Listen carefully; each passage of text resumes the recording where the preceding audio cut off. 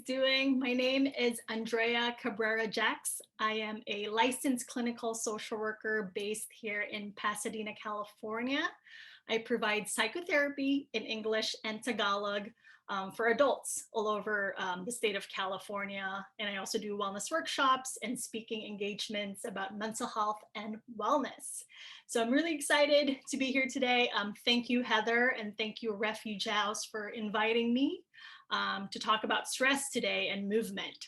So just a little disclaimer, this is only for psychoeducational purpose only, and it doesn't substitute therapy or counseling.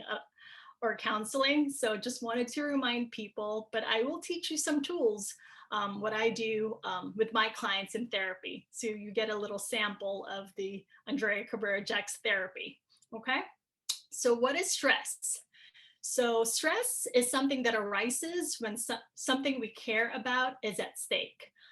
For example, sometimes we're in position where things matter to us, makes us feel uncertain. So our stress response kicks in, like feeling stressed before a job interview, going on a first date, or going to therapy for the first time. That can really be stressful for some people.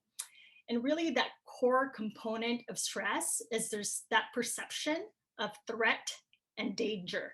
Again, threat and danger, there's that perception. And there's also this thing called a fight. So fight or flight response. So fight or flight response, also known as the acute stress response. So this really refers to the psychological, physiological reaction that occurs in the presence of something that is either terrifying mentally or physically. So the response is triggered by a release of hormones that prepares your body to either stay or deal with a threat, or for you to run away to safety. So again, that's the fight or flight response with stress. And maybe a little bit right now, I want to do a little exercise with everyone here. So I encourage you to maybe grab a piece of paper and a pen or a marker that's around you for you to kind of pause and reflect about your stress. Okay, I have a little cheat sheet right here because I already did it. So I apologize for my handwriting. So you can title it stress, and you can divide it into 3 columns. So the first column is trigger, and then the next column is symptoms, and the other one is coping. Okay, so if you want to take this time right now to get a pen and paper and divide it in 3 columns. So again, it's trigger, symptoms, and coping. Okay, this is something that I do with my clients in therapy. Again, this does not substitute therapy or counseling at all, but I just want you guys to kind of reflect about your stress, okay? So trigger, so I want you guys to write down a list of your triggers in life. What triggers your stress? What causes your stress? For some people, it might be their mother or a specific friend or a coworker that stresses them out. It might be a certain task at work, a specific task that just like stresses you out, or maybe like a big exam. So I want you to kind of think about like what triggers my stress. So I encourage you to write that down. Give you like a minute or so. I'll just stay here.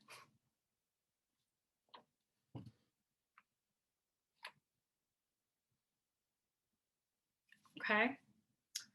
And then moving on are your symptoms, okay? So the symptoms or the signs of stress. For some people that might be chest, tightness in their chest.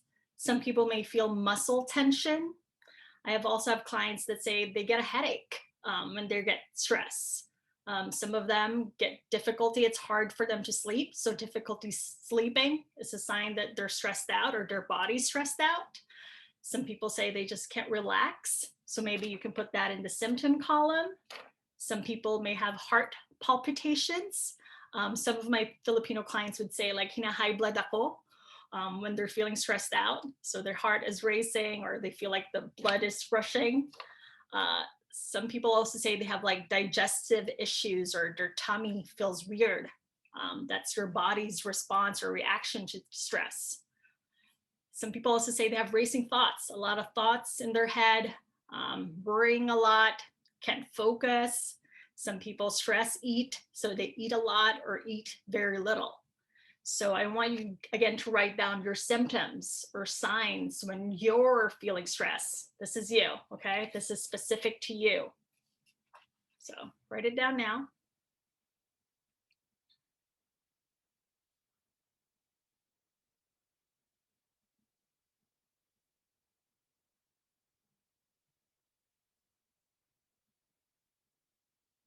Okay. And maybe the last one is coping. Okay. So the last one is coping. What do you do to cope when you're feeling stress? What do you do? For some people, they go out for walks during the day or get out of the office, a way for them to cope when they're feeling stress. I have my clients, I encourage some of them to maybe journal after work or maybe during work or whenever they're feeling stress, to write down what is going on, what is their worries, what's going on in their head, or maybe write down bullet points. So you can either free flow, write whatever is on your mind, or you can even do just bullet points of what's going on in your head. So it's not in your head, it's on paper, okay? So write down coping for you. And also for some of my clients, I really recommend exercise. For my clients with anxiety and depression or stress, like exercise. The more you exercise, the better your body is able to tolerate or manage stress. So definitely exercise. One thing too is therapy. You know, I see a lot of clients in therapy because of the stress of work, at home, COVID-19. This is something you can talk to a therapist about. Again, I'm a social worker. You can either talk to a social worker, a marriage and family therapist, a counselor, a psychologist. We all do talk therapy. So those are the people that you can go to for therapy, okay? And another coping too is talk to your friends and family. You know, you're feeling stress, for you to just tell them what's going on, for you to release your stress on them. And then last thing too, I teach my clients deep breathing. So I can do a little bit of a deep breathing exercise with you on this call if you want to.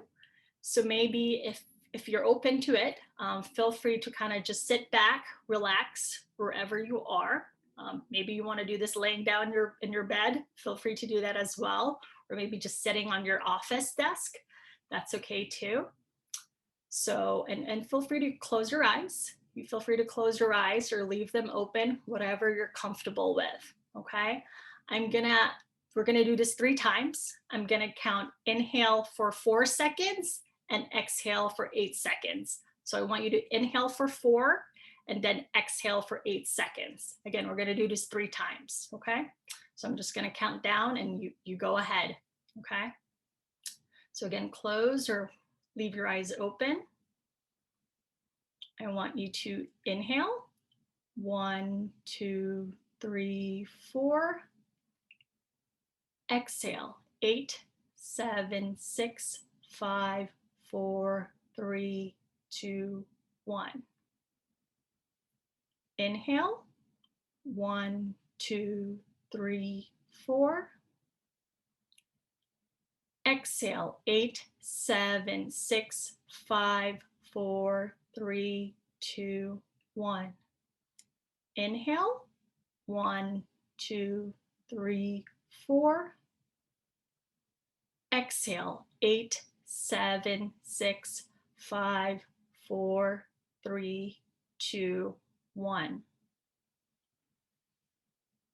Okay. How does that feel? So I hope that helps. If it doesn't, it's okay. You know that this doesn't work for you, but usually it works for most of my clients. So the exhale is the relaxation comes in the exhale. So again, you can do this whenever you're feeling stress. Inhale for 4 and exhale for 8, and try to do it 3 times. Okay, it's really a way for your body to calm down, because when you're feeling stressed, your body might tense up.